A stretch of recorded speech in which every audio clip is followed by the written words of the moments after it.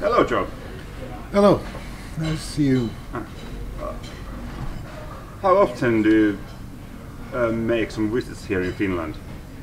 Well, I have a son in Finland, so he's now 10 years old, so regularly, I think 4 or 5 times a year for a few days, I'm coming to Turku. Okay. But you're living officially in Holland?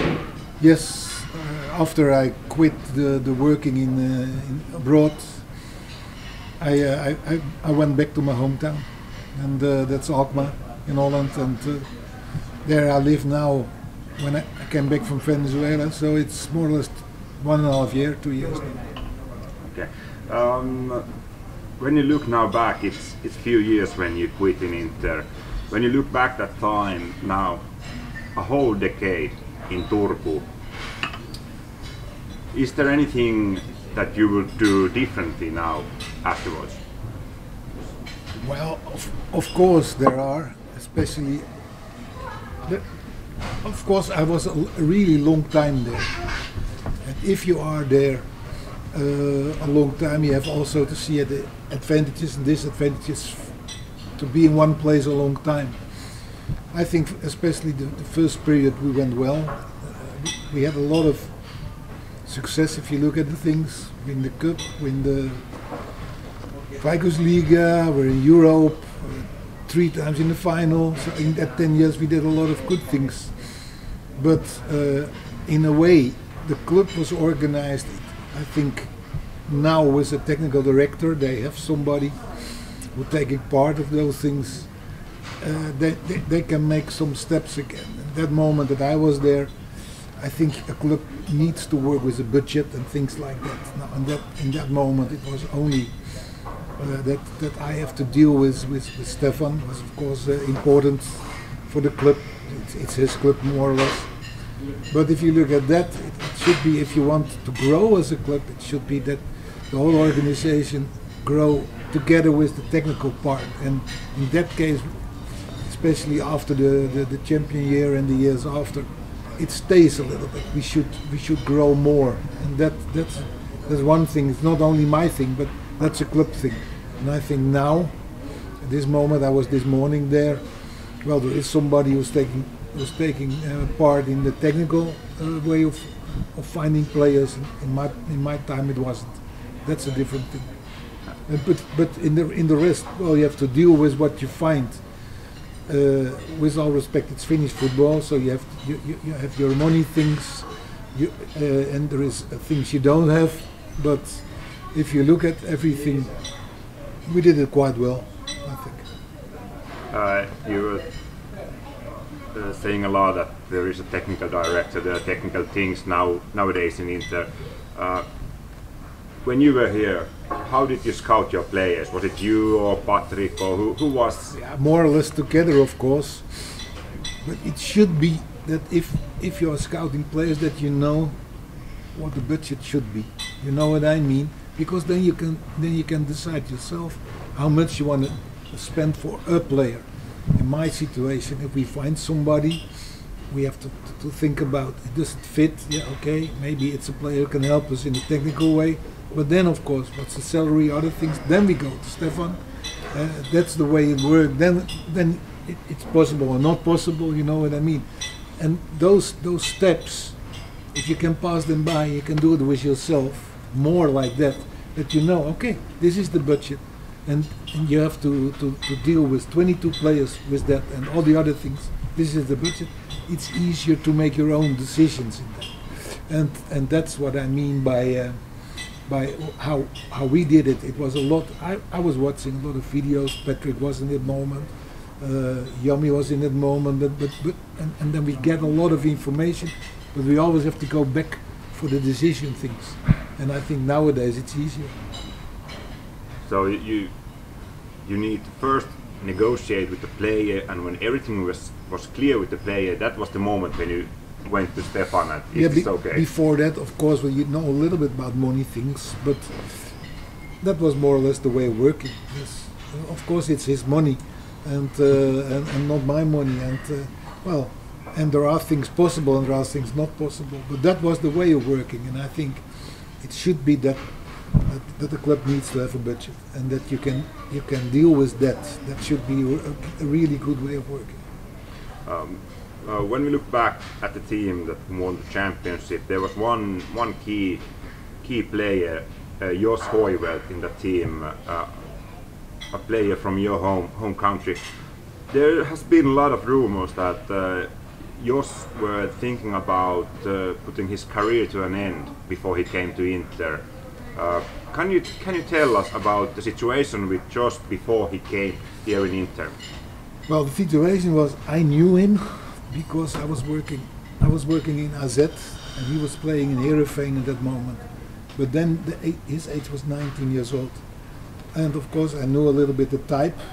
And after it, I went on, he went on, and we had the same agent, or more or less the same guy who take care of our contract and things like that. And on a certain moment, when I was there in Inter, immediately we needed a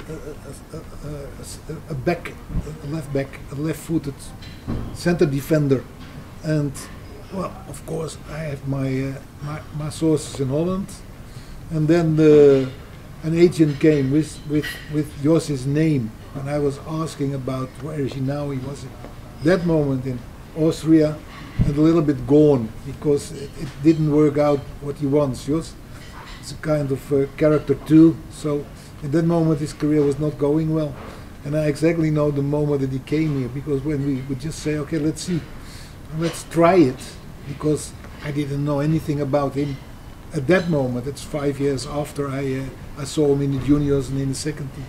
And then he came here. I remember exactly what it was.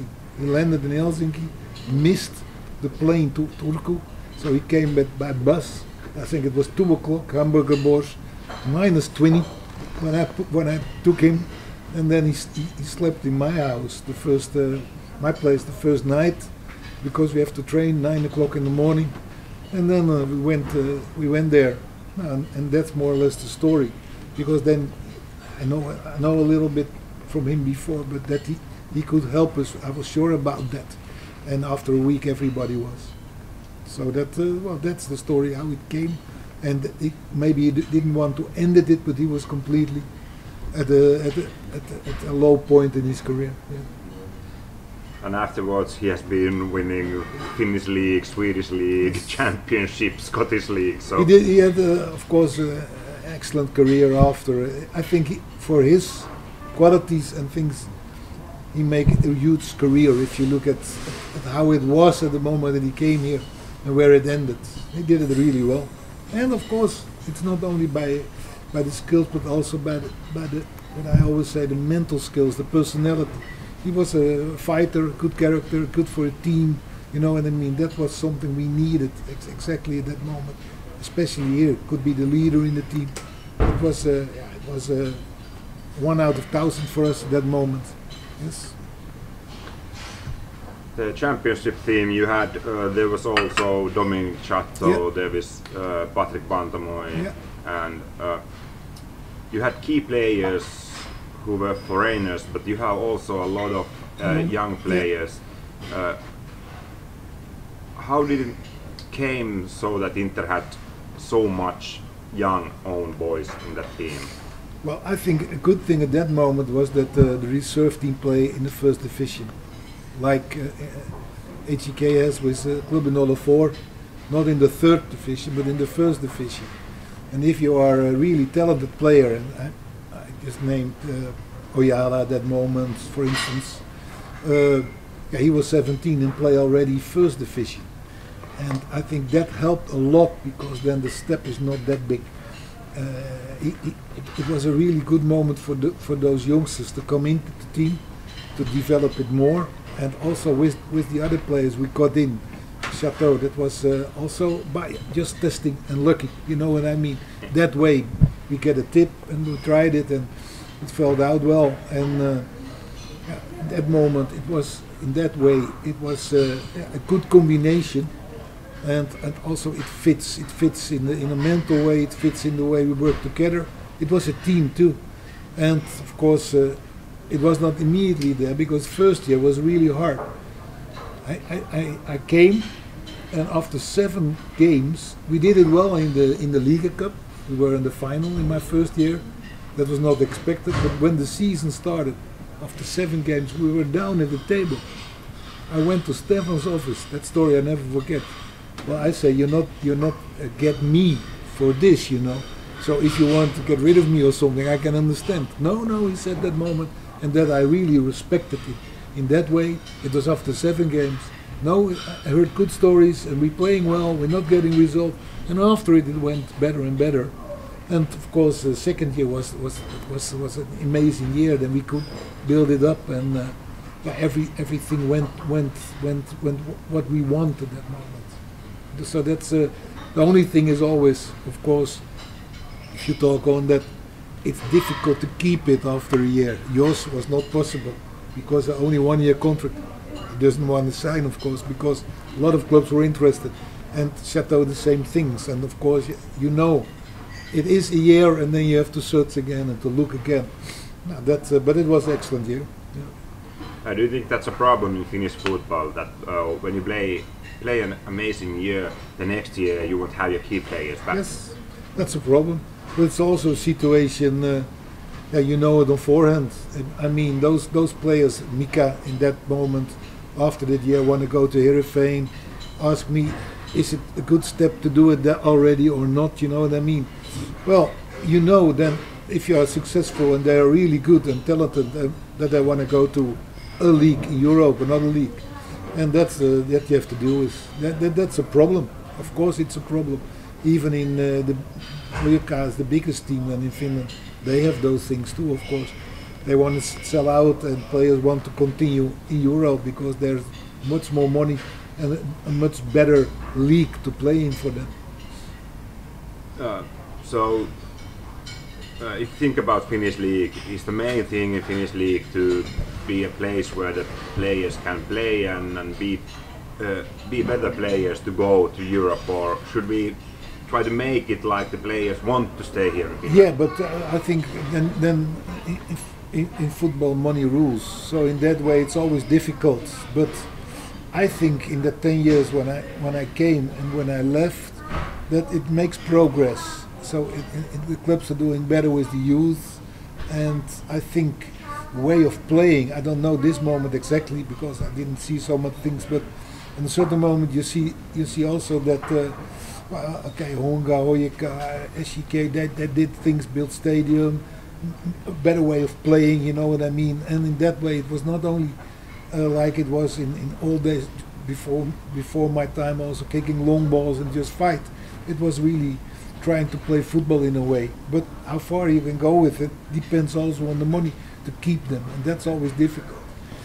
And we are a little bit lucky.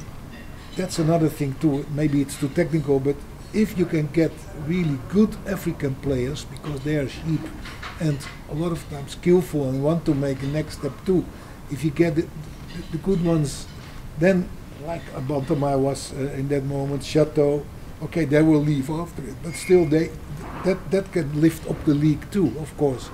But there, you must know also there are a lot of agents, a lot of shit too, what they want to bring here. So you need to be a little bit lucky or have good context to get the good players for yourself. After you stay in Finland, you went to Venezuela, yes, to a country which had been several years in a really bad crisis. Yeah. How was that stay in there? Well, first I was visiting Lazio, Roma, and there was the ambassador of Venezuela in Italy, former, who had the club, and asked if I would do some working work there, explain me the things. Say also it's difficult, but I was thinking why not, and I just asked him, can I look there? And he organized everything, and I was there for a week, and there was a really good circumstances to work for me. There were five artificial fields.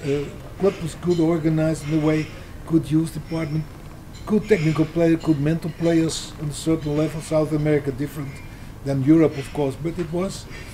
But the only thing is that yeah, the country is so fucked up. You know what I mean? It went worse and worse, and even my sister and brothers are saying, "What are you doing there?" You know. At a certain moment, I just decided to quit after a year, and I was really happy with the work there, and I could work there.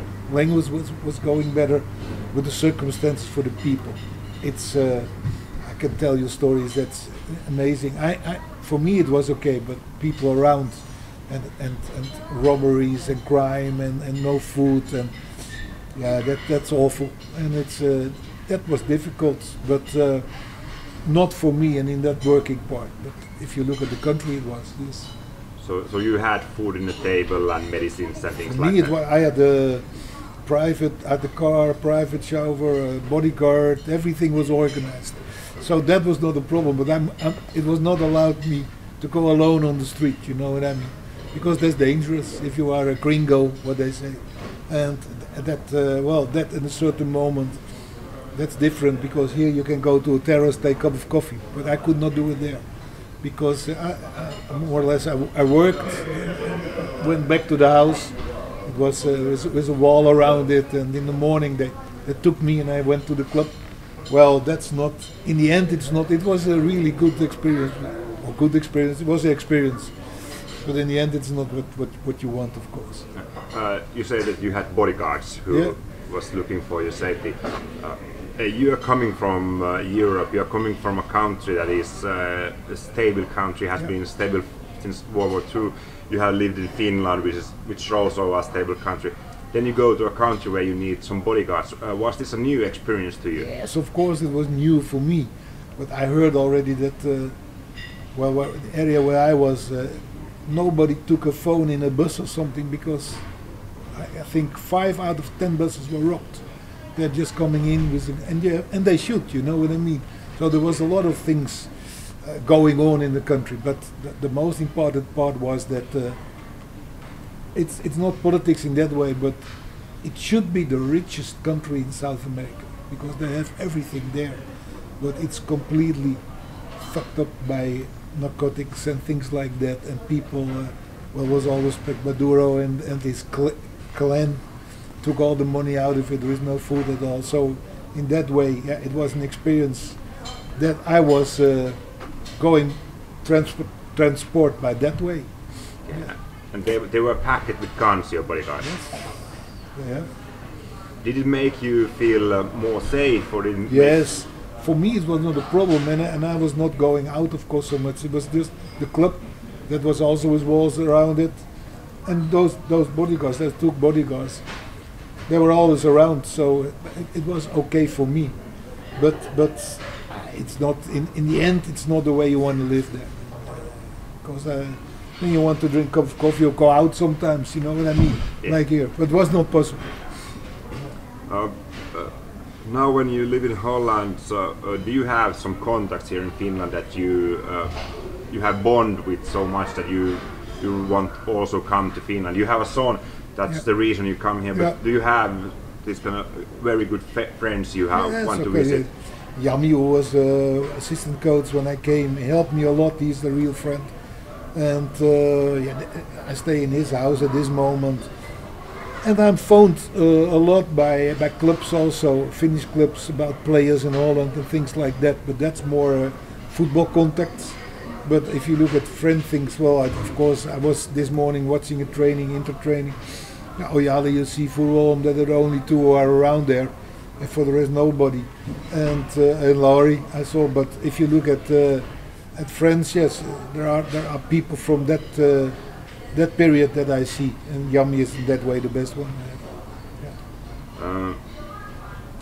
Your son, who lives now in Finland, so do you think he's gonna choose Finnish national team or Holland national team in the football? Yes, he can do what he wants, but I don't know if he is a talented player, you know. So I hope he's happy and he chooses the good things.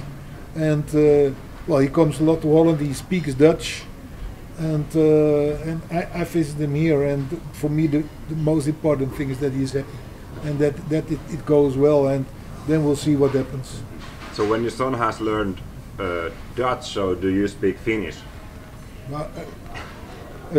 pieni, a little bit still. I did a lot of courses, but still, of course, the main thing is that in Finland, in the dressing room, the language was English, because you Finnish players, but you have African players. We had some players from Cameroon at the moment. We have French players. Guy was there, and the main language is English. So if there were only Finnish players, my Finnish would be much better.